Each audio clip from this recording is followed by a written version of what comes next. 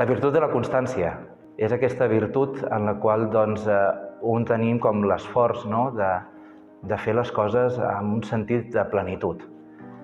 Doncs jo a vegades soc com poc inconstant, no? Potser m'ha tocat parlar de la constància per lo poc inconstants a vegades que puc ser, no? Però sobretot la constància en la vida senzilla, jo crec que és viure el cada dia, no? Fer les coses amb aquest sentit de cada dia a la comunitat, no? Des de llevar-te per anar a la pregària, fer les feines del convent, l'atenció a la gent i fer-ho sobretot sense aquestes presses o sense imposar res, no? Sinó vivint amb suavitat, no? Amb tranquil·litat, allò que el Senyor et demana cada dia.